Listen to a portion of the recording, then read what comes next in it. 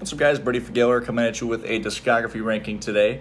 I haven't done one of these in a while, but this is going to be for the criminally underrated deathcore band Shadow of Intent in preparation for their upcoming album Imperium Delirium, releasing this Friday. So yeah, as I just said, I've always found these guys to be incredibly underrated within the deathcore scene as a whole, but it is nice seeing them kind of gain more and more recognition and appreciation in recent years.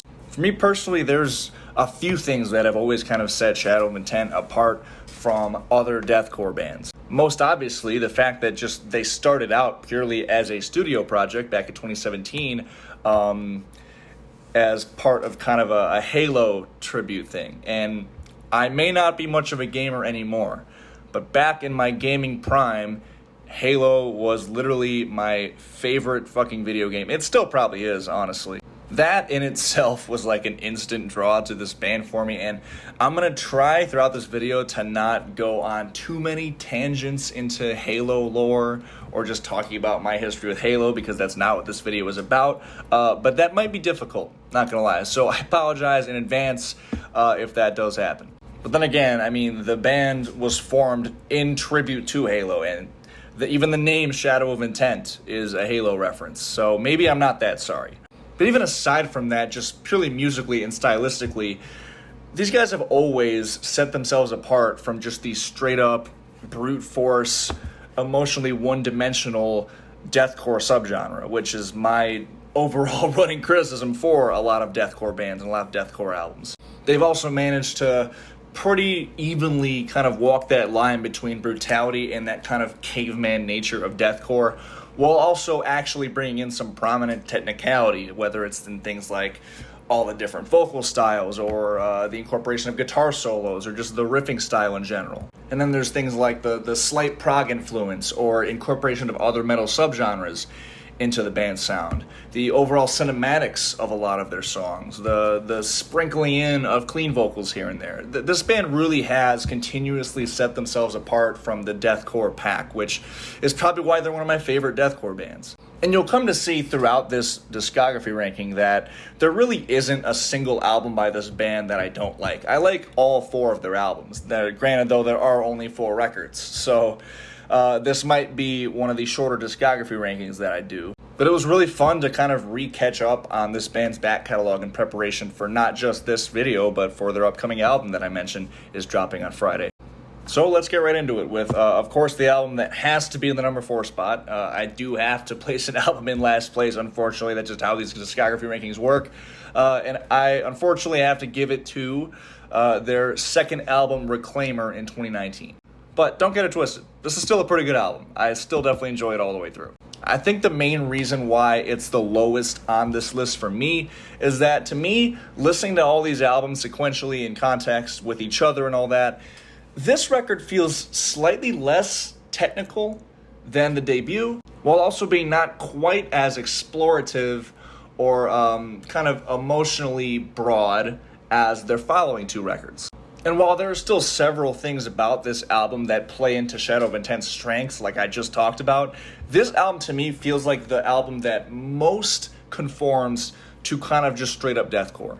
Like, you listen to a track like The Heretic Prevails, which does have those kind of whimsical, twinkling pianos sprinkled in there, but in general, this song, especially with its admittedly somewhat, maybe a little over-the-top vocals, does pretty much come off as straightforward deathcore with not a whole lot of experimentation. That being said, though, the majority of this album still does accomplish this band's strengths. I mean, like, the Forsaken Effigy is just fucking amazing. That is probably my favorite song on this record. That, like, black metal influence tremolo section that kicks in at, like, around the 2:10 mark is fucking sick. The bookend tracks here, I mean, The Return has those really grand epic symphonics that add a lot of character, and then the closing track, The Tartarus Impalement, is just fucking absolutely epic. That's really the best word I can describe it. And lyrically, this album is very intriguing to me because I think, correct me if I'm wrong, if there's any hardcore fans of this band in the comments section, I think it's meant to be about Halo 1 and 2, the campaign storyline there. Definitely Halo 2 at the bare minimum. I mean, titles like The Great Schism and The Tartarus Impalement are pretty self-explanatory to Halo fans. But there's also lyrics that reference Halo 1, like there's the line where he mentions 2 betrayals, which is of course a reference to the Halo Combat Evolved campaign mission 2 betrayals. There's also some lyrics sprinkled in that actually are direct lines from the Halo 2 campaign, at least. Like there's one where Ben quotes the Gravemind when the Gravemind says, "Through rock and metal and time." I thought that was pretty cool. Although I do think they might have missed an opportunity to tell a story or kind of have a song from the perspective of the Gravemind here, just especially in Ben's really vicious and at times over-the-top guttural vocals. I think that would have really matched that kind of evil, sinister vibe that the Gravemind brings. In general, lyrically, this album kind of sounds like it's coming from a third person, like an outsider's perspective in general, like it's kind of explaining the lore of Halo itself rather than coming from the perspective of the actual characters. So for me personally, I think it would have been cooler if they kind of took different character perspectives. It would have been, for one, a little bit easier to follow, but I think it also would have given each individual track a bit more individual character, because this album does blend together a little bit, especially in comparison to the albums we'll talk about later in this video. But still a phenomenal record. I should also mention the Great Schism on here, the instrumental track, something this band continuously pulls off really well, is great. It's just that to me, listening back on these albums, this record felt the most one-dimensional out of all 4 of them. Coming up next to the number 3 spot, I'm giving it to the debut Primordial back in 2016. This record I have to give credit to, and I think probably the reason it's above Reclaimer for me, is that the vocals in particular feel like they are pushed to the perfect amount. Those little feelings I got on Reclaimer about the vocals being a little over the top at times, that is very much not the case on this record. I think even compared to some of the newer records, this might have my favorite vocal performance. This record might have them in the entire discography. And something that I think kind of plays along with it is that guitar-wise in particular, this album is noticeably more technical sounding than Reclaimer. And it's just more dynamic in general. Like the track The Didact's Will on here has that kind of like moody intro section that's played actually on a clean guitar. God forbid a deathcore band puts a bit of melody into their songs. But even aside from that, I mean, this track ends up really flourishing with its like almost 8-bitty jolting guitar style that very much brings like Within the Ruins to mind. And in this track in particular, I especially love how that intro chord progression comes back later in the song, and it actually ends the song. So it gives it a bit of continuity there, but it's still a heavy fucking track, despite this like this slight addition of melody in there. The Aftermath at Jack Krula is another really cool song on this record that isn't, I guess technically isn't an instrumental because the vocals do come in near the end, but they're kind of just like, they walk like this weird precipice between growled and spoken word. I don't know, it's a really unique song in that sense. But again, like you get kind of like those twangy guitar melodies, adding some extra character in this song. And the overall energy I get from this album is that the band was just doing whatever the fuck they wanted to do, and I love hearing that as a listener. Which, I mean, that makes sense. It was their debut album, they didn't really have any genre restrictions, they were just doing whatever they felt inspired to do. As far as criticisms for this record, as you'll come to see, I really don't have much. The kind of post-hardcore-ish clean vocals that come in on the Twin Revelation, it kind of felt a little out of left field, kind of feels a little out of nowhere, a little jolting, doesn't really feel like it fits in with the album. I'm all for some melodic influences in deathcore in particular. I just think it really switches it up, oftentimes in positive ways. But this track, it feels a little kind of pasted in, and I'm not really a fan of that. And again, lyrically, I mean, this is just me being picky here, but this album definitely appeals to more of like the Halo super fans and Halo nerds and anybody who has followed pretty much the entire lore aside from just the games. Because lyrically, this album focuses a lot more on like Forerunner origins in the Halo story, and I'm not one of those people who is like big into like lore in terms of games. I just like the games themselves, so I can't really bash them a whole lot for that. I can't really criticize them for that, but for me personally, it made it a little bit less relatable lyrically, or less intriguing lyrically than Reclaimer. But I would still argue that stylistically, this album does slightly edge out that record. And now we will get into the albums that I really do love through and through. I like the first two that I talked about. I love these next two. So the number 2 spot, it's going to be their last record, Elegy, back in 2022. The thing that sets these top 2 records apart from the bottom 2 records is that these records are just so much more dynamic through and through, emotionally, stylistically, everything.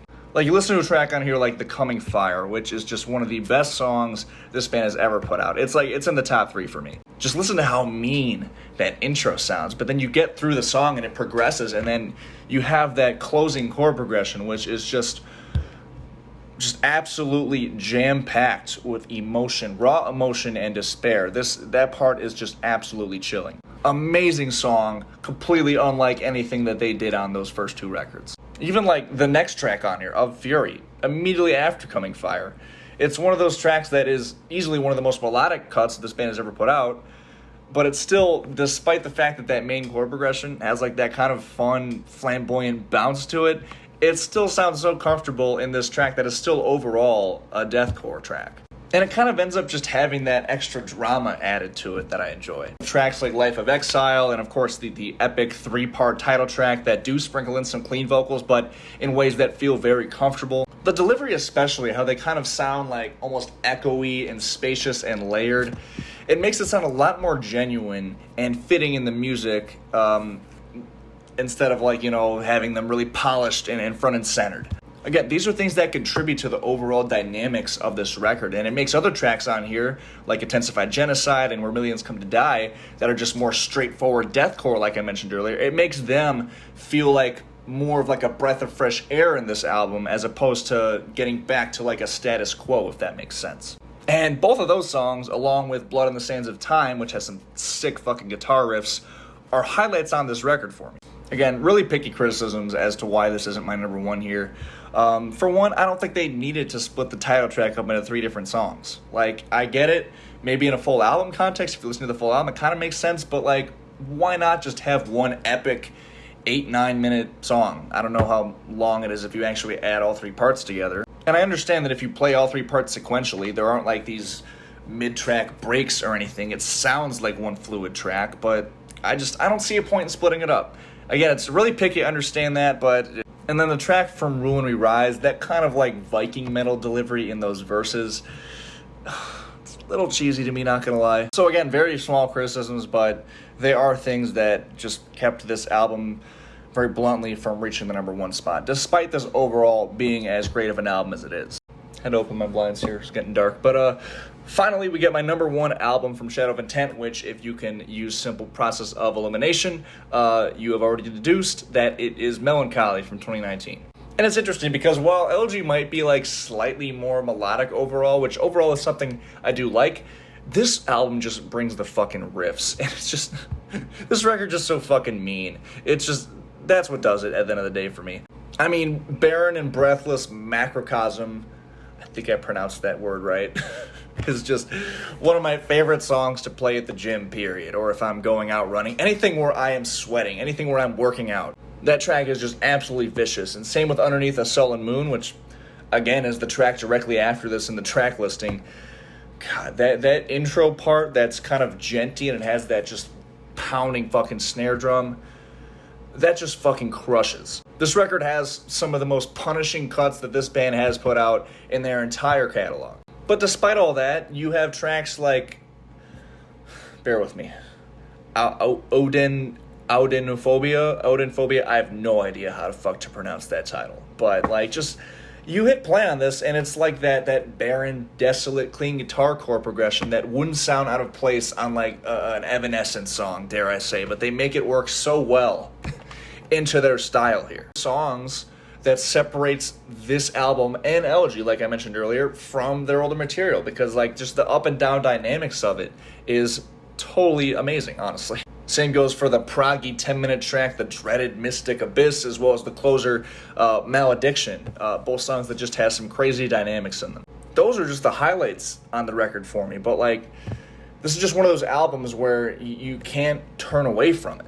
Every single song on here is just so epic and cinematic, and just it keeps you. It's one of those albums where if you're a fan of this style of metal, it just keeps you locked on the entire time. It's heavy as fuck. It's vicious. It's brutal. yet it still maintains the emotional and grandiosity that it shoots for. Anger, triumph, despair, catharsis, all these emotions are just continuously presented in this album nonstop. And to kind of broaden the scope here a little bit, for my taste, for my money, this album is as good as deathcore gets, period. So yeah, that's all I have for you guys for this video. Thank you guys so much for watching, especially if you made it all the way to the end. If you have made it all the way to the end, and I assume you must be somewhat of a fan of this band, so if you are, please comment below your ranking for these 4 amazing albums. And of course, hit the subscribe button and stay tuned for my review of Imperium Delirium shortly after it drops on Friday. I also have my Instagram, Spotify, Threads links in the description of the video, as well as a Spotify link to my original music. I just dropped my first full-length album this past Friday, so if you're curious, please check that out. I would really appreciate it. Thank you guys again so much for watching. Until next time, I'll see you guys later. Peace.